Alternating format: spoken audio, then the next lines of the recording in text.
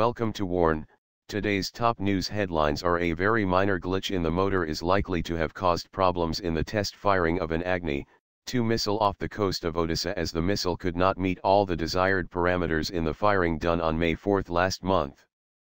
Prima facie, it appears that there was a minor glitch in the motor of the missile which may have led to the missile not meeting all the desired parameters, defense sources told Mail Today here. The sources, however, said the detailed reason about the tests are being analyzed for finding out the causes in detail behind the test not meeting the full expectations, as the missile is already operationalised and in the armed forces. A Pentagon report released on Tuesday singled out Pakistan as a possible location for a future Chinese military base, as it forecast that Beijing would likely build more bases overseas after establishing a facility in the African nation of Djibouti. The prediction came in a 97-page annual report to Congress that saw advances throughout the Chinese military in 2016, funded by robust defense spending that the Pentagon estimated exceeded $180 billion. That is higher than China's official defense budget figure of 954.35 billion yuan, $140.4 billion. Chinese leaders, the U.S. report said, appeared committed to defense spending hikes for the foreseeable future, even as economic growth slows. The report repeatedly cited China's construction of its first overseas naval base in Djibouti, which is already home to a key U.S. military base and is strategically located at the southern entrance to the Red Sea on the route to the Suez Canal. China most likely will seek to establish additional military bases in countries with which it has a long-standing friendly relationship and similar strategic interests, such as Pakistan, the report said. Djibouti's position on the northwestern edge of the Indian Ocean has fueled worries in India that it would become another of China's string of pearls of military alliances and assets ringing India, including Bangladesh, Myanmar and Sri Lanka.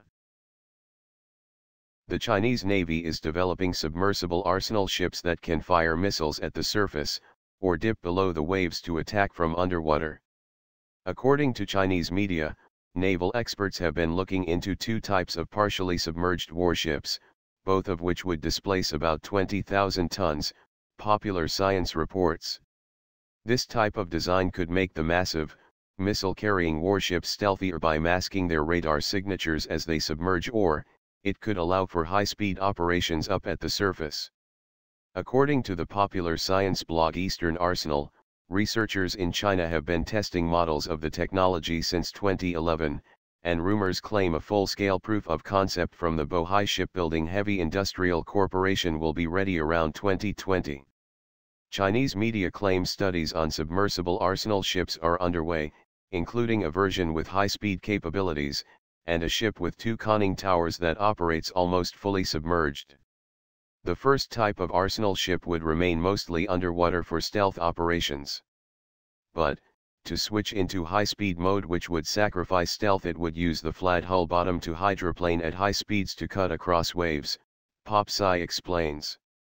The second type of ship would have a more traditional design and act much like those used during World War II, with most of its operations taking place at the surface. It would only dip below the surface in times of combat, or if attacked, according to PopSci.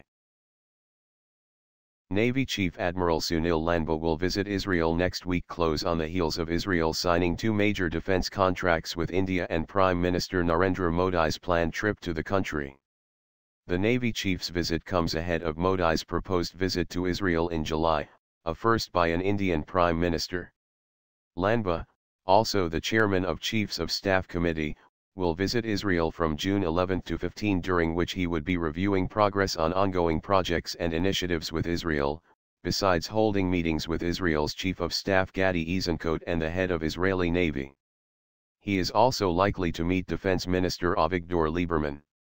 Israel's state-owned Israel Aerospace Industries, IAI, last month announced that it has closed yet another major deal worth $630 million with India, giving a boost to the Indian government's Make in India campaign in a project to be jointly executed with Bharat Electronics Limited, BEL. The contract is related to the supply of LRSAM, long-range surface-to-air missiles, systems for 4 ships of the Indian Navy. The contract will be carried out, for the first time, with Indian government-owned BEL, which will serve as the main contractor in the project as part of India's Make in India policy. There is no time to relax for scientists at the Indian Space Research Organisation, ISRO, who have just launched India's heaviest rocket, PSLV MKIII, fitted with homegrown high-thrust cryogenic stage. Buoyed by the success, the space agency has now set its eyes on a 10-ton payload launcher for which semi-cryogenic engine is being readied. This engine is 10 times more powerful than CE-20 in terms of the thrust it delivers. ISRO Propulsion Complex, IPRC, at Mahendragiri in Tirunelveli district, which developed two core stages, L110 and C25 for PSLV MKIII, and Liquid Propulsion Systems Center, LPSC, at Thiruvananthapuram are playing the key role. LPSC is responsible for design and IPRC will be doing assembly, integration and testing. Civil works for building infrastructure to carry out series of tests have reached final phase in at IPRC, and the fabrication of 6 critical subsystems for development of semi-cryogenic engine, SCE-200, is being done by different industries. Thanks for watching. I hope you like this news.